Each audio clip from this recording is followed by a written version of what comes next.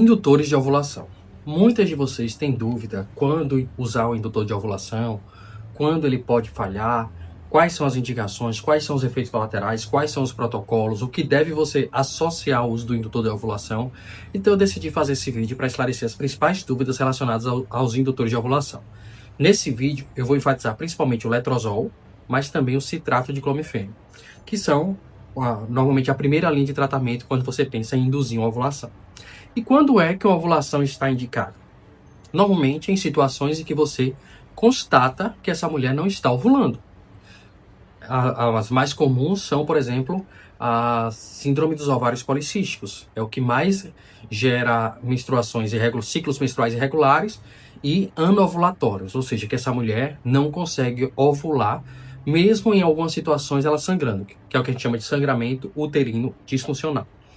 Antes, gente, de explicar como deve utilizar o indutor de ovulação, vocês precisam entender como funciona o ciclo menstrual de vocês, tá? Como é que funciona esse ciclo menstrual? No começo do ciclo, quando é o primeiro dia do seu ciclo? É o primeiro dia de menstruação. O primeiro dia que desceu o sangue menstrual é o primeiro dia do ciclo, tá? O que é que vai acontecer? Vai começar a liberação de um hormônio chamado FSH pela sua hipófise. Hipófise é uma glândula que está no seu sistema nervoso central, certo? Que comanda diversas funções no corpo. E essa hipófise recebe alguns comandos do hipotálamo. Então o hipotálamo, ele vai começar a liberar os pulsos do GnRH. O GnRH, através dos seus pulsos, vai estimular a hipófise a produzir e liberar o FSH, que é o hormônio folículo estimulante, mas também o LH, que é o hormônio luteinizante. As siglas estão em inglês, por isso que inverte a ordem das letras, certo? Mas basicamente, FSH hormônio folículo estimulante e LH hormônio luteinizante. Então, esses hormônios vão viajar pela corrente sanguínea, porque a hipófise é bem inervada, né? Ou bem vascularizada. Vão viajar pela corrente sanguínea e vão chegar lá nos ovários. Nos ovários, eles vão estimular esses ovários a serem maturados. Então, para vocês terem ideia, a cada ciclo menstrual da mulher, cerca de 1.000 folículos ovarianos são recrutados. Mas só um se torna o dominante. Os outros vão ser degenerados, certo? Então, foi lá o FSH e estimulou os folículos ovarianos. Um folículo vai se tornar dominante. Quando é que esse folículo se torna dominante? Quando ele tem tamanhos superiores a 17 milímetros de diâmetro. Então, quando ele está maior do que 17 milímetros, ele é um folículo dominante. Então, inicialmente, esse folículo, ele vai, através das células que a gente chama células da teca, que são células externas desse folículo, vai iniciar uma produção de androgênio, certo? Quando esse folículo está sendo maturado. Depois, o FSH vai se ligar nos seus receptores e vai produzir mais estrogênio, vai converter esse androgênio em estrogênio através de uma enzima chamada aromatase. Então, o LH inicialmente se liga nas células da teca para produzir androgênio, depois o FSH se liga nas células da granulosa e converte esse androgênio em estrogênio. Quando há um aumento substancial do estrogênio, né, do estradiol, que esse estradiol viaja pela corrente sanguínea, que o hipotálamo detecta que houve aumento de estradiol, o que é que o hipotálamo faz? Ele reduz a liberação do FSH e manda um pico de LH, que é o luteinizante, porque ele entende que essa mulher está prestes a ovular. E o que é que o LH vai fazer? O LH vai se ligar nas células do folículo, né, nas células da teca, e vai estimular a liberação desse óvulo, que o folículo ovariano está maturando o óvulo. Então, o pico de LH vai estimular um processo inflamatório, né, acúmulo de fluidos no interior desse folículo, prostaglandinas que vão liberar esse óvulo, que é aí que a gente diz que aconteceu a ovulação. Esse processo todo que eu falei para vocês dura em média 14 dias. Então, 14 dias depois, ao primeiro dia de menstruação, é quando a mulher normalmente ovula em condições normais, utilizando um ciclo padrão de 28 dias, tá? E isso é o que deve acontecer. Após a liberação desse óvulo, o que é que vai acontecer? O hormônio luteinizante, que estimulou o folículo ovariano, vai transformar esse folículo ovariano em corpo lúteo. E o corpo lúteo permanece nos ovários por mais 14 dias produzindo o hormônio progesterona. Além disso, né, o estradiol, que foi aumentado antes da liberação do óvulo, né, o estrogênio que foi aumentado, ele estimulou o endométrio, que é a pele do útero da mulher, a se proliferar. Então esse endométrio cresceu, aumentou de espessura, ficou mais vascularizado, teve suas glândulas ativadas e depois esse óvulo foi liberado. Aí o que é que acontece? O óvulo foi liberado e o folículo ovariano se transformou no corpo lúteo. O corpo lúteo começou a produzir progesterona. A progesterona mantém esse endométrio nutrido, vascularizado, espessado e ativa as glândulas do endométrio, que seria o leite uterino, a primeira nutrição de um embrião, caso esse óvulo que foi liberado seja fecundado pelo espermatozoide, que vai se transformar num embrião que vai se fixar nesse endométrio, que é o que a gente chama de nidação. E aí a progesterona já se encarregou de deixar esse endométrio nutrido para caso isso aconteça. Em uma situação, por exemplo, que não houve uma fecundação de um óvulo, pronto, o que é que vai acontecer? 14 dias depois, o corpo lúteo se degenera lá nos ovários e a progesterona cai junto com o estradiol, que é o estrogênio. E o que é que vai acontecer? O endométrio vai descamar e vai sangrar e o útero vai iniciar contrações para liberar esse endométrio, renovar esse endométrio. Isso é a menstruação. Então, em um ciclo padrão de 28 dias, a nova menstruação vai acontecer 14 dias depois de uma ovulação, certo? E a nova ovulação vai acontecer 14 dias depois de uma menstruação, utilizando um ciclo padrão de 28 dias.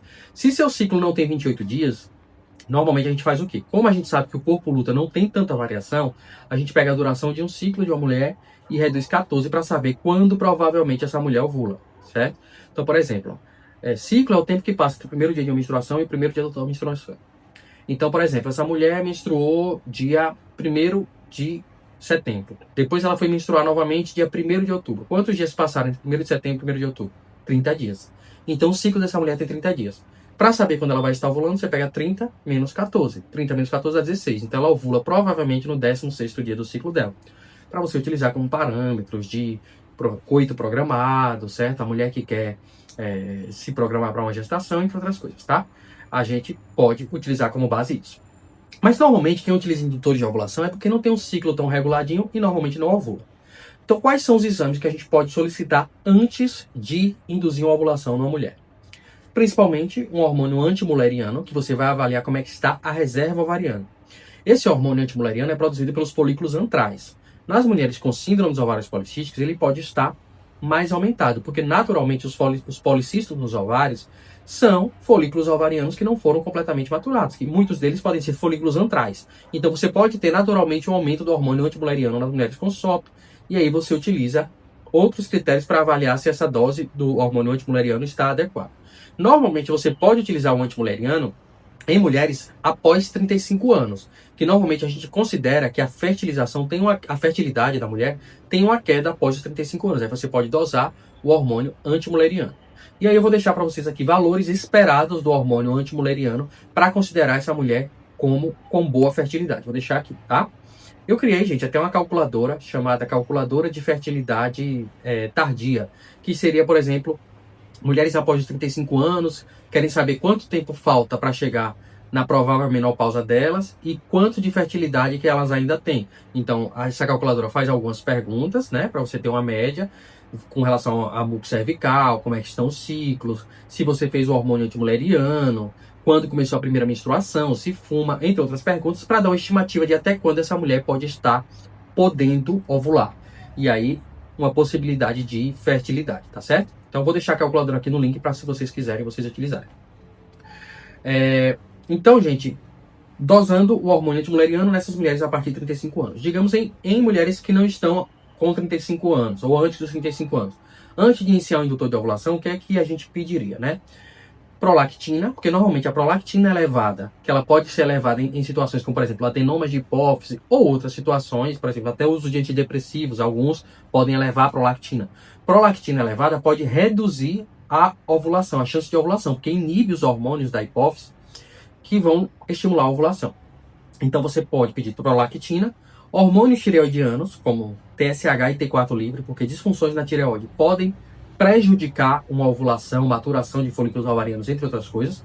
A tireoide participa de diversas funções do nosso corpo, mas também você pode dosar, por exemplo, os hormônios sexuais das mulheres, como por exemplo estradiol, né, que é o E2, progesterona e também androgênios. E aí você vai ter um parâmetro, como é que está, né, os níveis de estradiol, progesterona para saber se está tendo ovulações espontâneas e androgênio, numa possibilidade de uma síndrome dos ovários policísticos com hiperandrogenismo. Então, basicamente, esses poderiam ser os exames solicitados anteriormente, né, a uma indução de ovulação, ou também você pode pedir um exame de imagem. Por exemplo, um ultrassom, que você pode avaliar a espessura do endométrio da mulher, né, se esse endométrio está fino, se tem espessura adequada, se está tendo ovulações, por exemplo, você pode pedir uma ultrassom entre o 10º e o 12º dia do ciclo dessa mulher para ver se tem um folículo dominante. Ou após a possibilidade de ovulação, por exemplo, se você percebeu que essa mulher vai ovular no 16º dia do ciclo, você pede após isso uma ultrassom para ver se tem um corpo lúteo presente, né? Por aí vai. Então, pedir esses exames, digamos que já pediu. Como é que vai ser feito esse indutor de ovulação, né? Você inicia a indução de ovulação, normalmente, a partir do 2º dia do ciclo. Ou seja, 2 dias depois ao fluxo menstrual espontâneo, né? Sangue vivo, ou induzido por progesterona. Então, quando ele é induzido por progesterona, normalmente você já está com acompanhamento médico. E, mais uma vez, eu reforço, não recomendo fazer indução de ovulação, nem utilizar nenhum medicamento sem acompanhamento médico. Estou orientando vocês, porque talvez numa conversa com o médico não ficou tão claro, e eu estou dizendo aqui de linhas gerais, porque cada caso é um caso, tá? Então, foi lá, do 2º ao 5º dia do ciclo, você pode iniciar a sua ovulação, iniciar a sua indução de ovulação. Vamos iniciar com citrato de clomifeno, que é o mais conhecido, o nome comercial Indux, ou outros nomes comerciais. A dose inicial pode ser 50 miligramas, né? E como é que deve ser feita? Vai tomar esse indutor de ovulação, né, o citrato de clomifeno, no 3º ao 7º dia do ciclo, né? Então, por 5 dias seguidos, ou do 5º ao 9º dia do ciclo. Vai depender do critério que o médico tem, ou tamanho do ciclo, entre outras questões dessa mulher, tá? Mas pode ser do 3º ao 7º, ou do 5º ao 9º dia do ciclo. Então, toma o citrato de clomifeno por 5 dias seguidos. Após essa tomada, o que é que pode ser feito? Você pode fazer uma ultrassom seriada, preferencialmente a partir do 10º dia do ciclo, 12º dia do ciclo, para avaliar se tem um folículo dominante. Esse folículo dominante ele tem que ter um diâmetro maior de 17 milímetros, então ali em volta de 18 a 22 milímetros. Aliado a isso, se não quiser fazer um exame de imagem, que é o mais preciso, você pode dosar hormônios. Então você pode dosar o estradiol, que normalmente ele está aumentado quando tem uma maturação folicular, certo?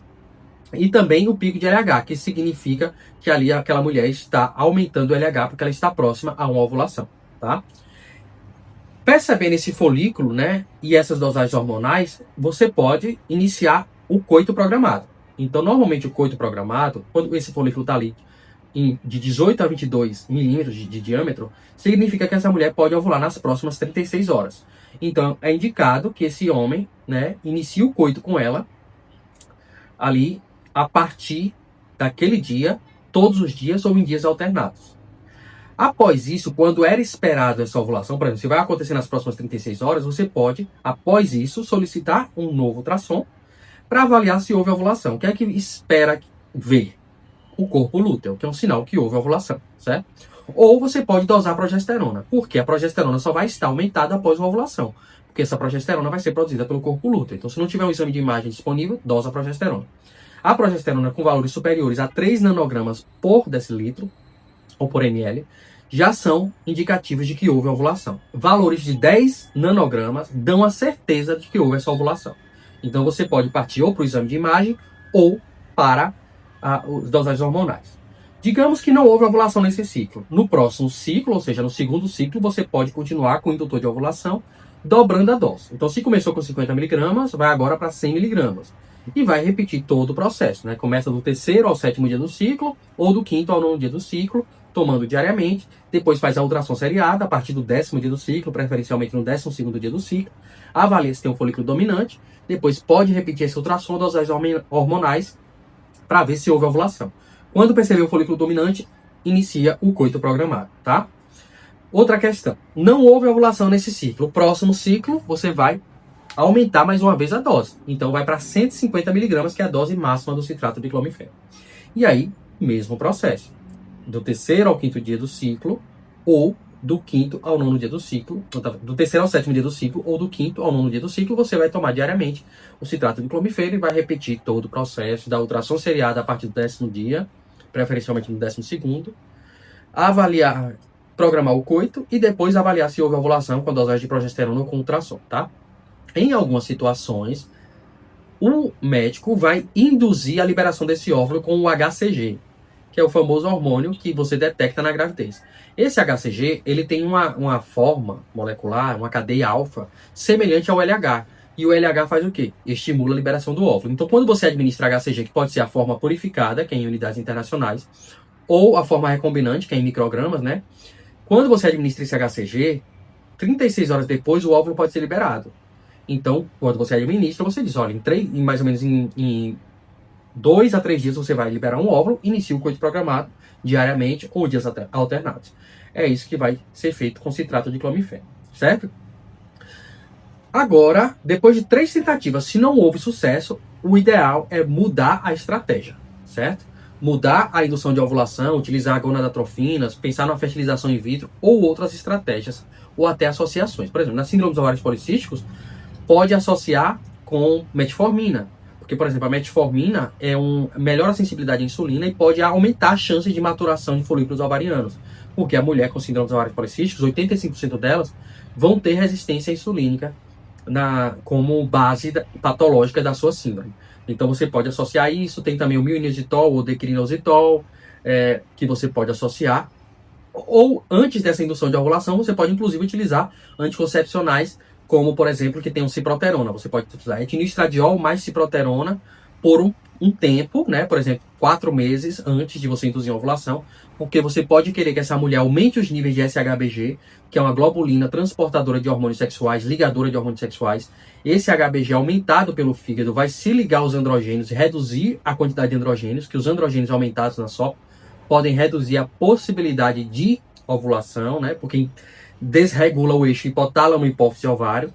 Ou também, esses androgênios podem se ligar no endométrio, diminuindo a receptividade desse endométrio ao estrogênio, e tudo isso pode prejudicar uma fertilidade feminina. Então você pode utilizar um anticoncepcional, como por exemplo que tem a ciproterona 4 meses antes, e isso vai reduzir os níveis de androgênio, que ele é antiandrogênico, vai aumentar os níveis de SHBG e pode diminuir a quantidade de folículos antrais ou policistos dos ovários, porque você teve períodos sem ovulação, sem estímulo de ovulação. Aí depois você retoma com indução de ovulação, utilização de metformina, né?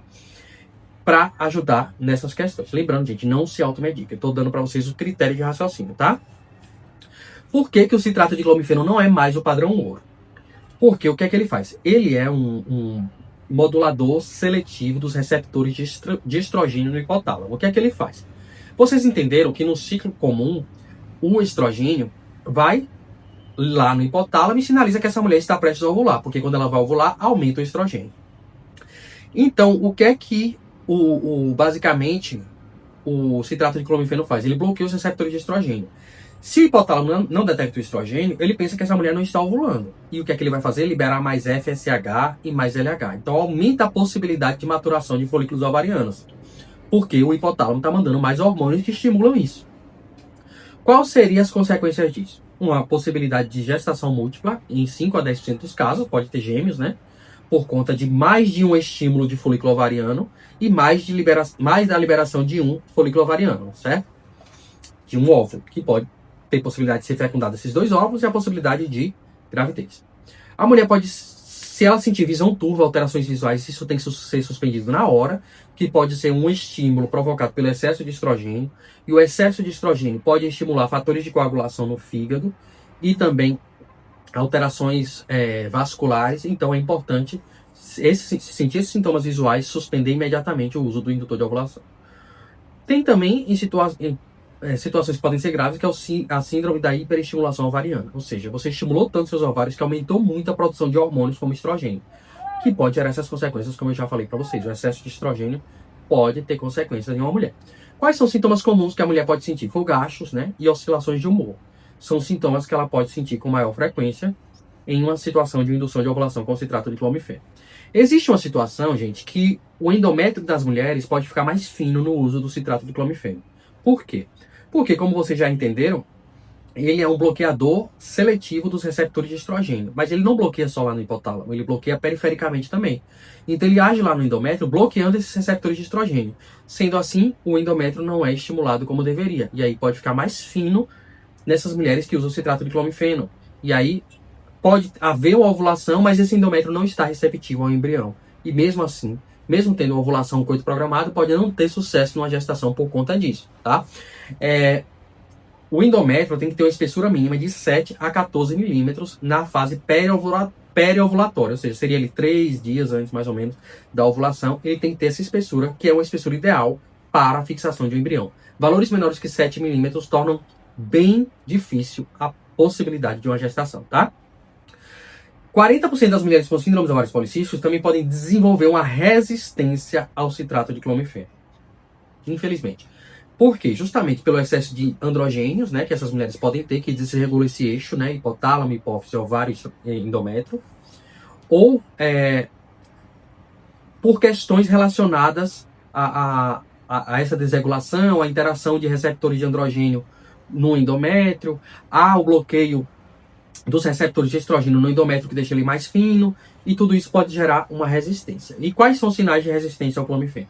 Quando, em tentativas por 3 ciclos, você não percebe uma ovulação.